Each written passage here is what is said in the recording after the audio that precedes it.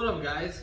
So in today's video I want to talk to you about the main keys, the major tips to build big arms, So let's first talk about how the arms are built, because there's a lot of misconception with this. Because most people think that the biggest part of the arm is actually the biceps, which is false. That's not true. The majority of the arm is basically the triceps. So the triceps, this part is basically, it's the biggest part of the arm. So big arms, if you have big biceps, it doesn't necessarily mean that your arms are gonna look huge, because the tricep is a major part of the arm, a lot more than the biceps. But if you have big biceps, you have huge triceps, then your arms are gonna look huge. So you gotta build both of them, not just the biceps but also the triceps. That's the key, that's the main key. But now let's talk about how to actually grow muscle in those areas so you can look big. Now, the first major key I want to talk about is you gotta be in a calorie surplus. If you want to build muscle, you gotta be in a calorie surplus. So that's the first thing you should do. Get your calories, your maintenance calories. I have videos on that. Maintenance calories, get that, and then add about 200 calories and you're gonna be in a surplus. Now we get to key number 2. You gotta train those areas, but not only those specific areas. Because a lot of people make the mistakes, they only do isolation exercise. So they only do bicep curls and tricep extensions, and that's a big mistake. Because you see, a lot of these athletes, they have big arms, and most of them don't do curls. Now, why do they have big arms? Well, because muscle mass doesn't work like that. Muscle mass doesn't work if you only do biceps. You're only gonna grow in your biceps. The body is body has weird functions. It doesn't work like that. You gotta build muscle overall, and your body basically decides where it's gonna put on muscle first. So the best option is to focus on compound exercises: deadlifts, squats, bench press, bent over rows. I'm gonna tell you this, a bent over row also works the biceps. The secondary muscles are the biceps. And you're gonna definitely get more muscle growth for the biceps from a heavy bent over row than you ever will get from a bicep curl. Now, why do we do bicep curls? Because it helps. It helps get some extra volume in that muscle, but you shouldn't focus on strictly curls and extensions. You should focus strictly on compound exercises and then add isolation exercises for more volume and more intensity in those areas. So, like I said, compound exercises: pull-ups, bent over rows, dips, bench press, chin-ups, dips, squats, overhead press. A lot of those movements involve tricep and bicep muscles, and they get worked a lot more with those movements than with the isolation ones.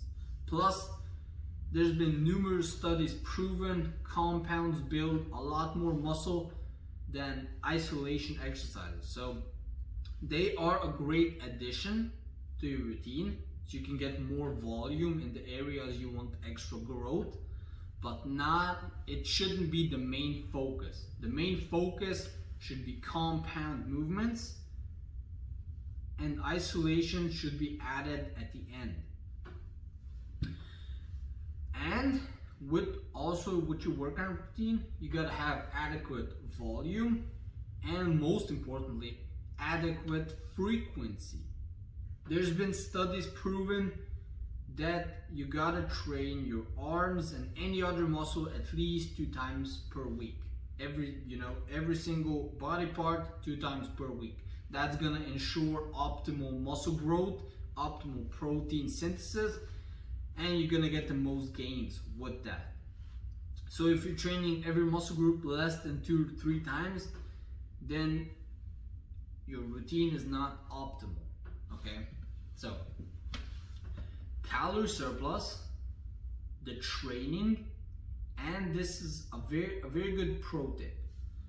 Train biceps and triceps together as a superset. I've been doing that for years now because they are opposing muscle groups and you get a better pump and it's more intense. So more intensity, a better pump, you're gonna get eventually more muscle growth. So superset biceps and triceps. For example, the superset I like to do is, barbell curls, straight up curls, and then I do dips on the bars, So that's basically for the biceps and the triceps. And when you superset, a superset is basically doing one exercise after another. So you do curls and you're not resting. Without rest, you go straight to the dips. And then after you perform the dips, you rest for your 60 or 90 seconds or whatever you have. So that's basically supersets. They are very effective. They make the workout shorter. So, it's time efficient. It's more intense. So you get a better pump and you're gonna get more muscle growth, more gains. So that's basically a pro tip.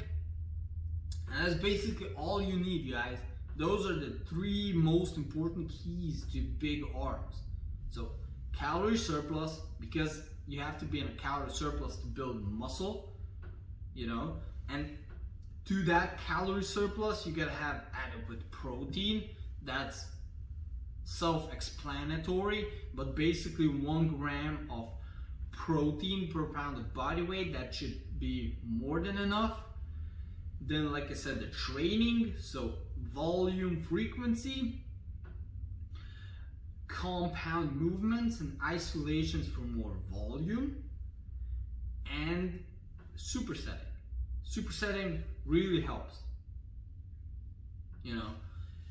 And here's another pro tip with training I want to say is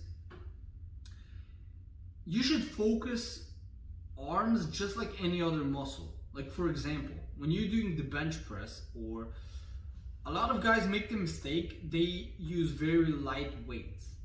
Say they just pick a weight and they do 15-20 reps to get a better pump. And a pump doesn't necessarily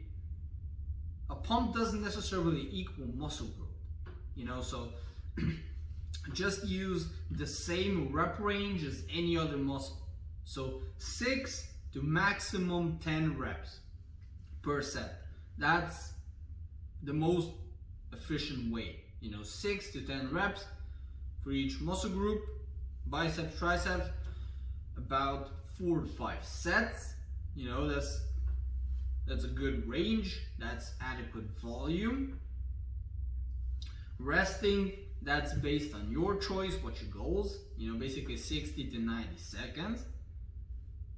And you should be good. And like I said, heavy weight. Don't just use light weights because you want to get a better pump. No, use heavy weights. Heavy weights is gonna get that progressive overload. You're gonna break down muscle fibers and that's gonna make them grow. And here's another pro tip.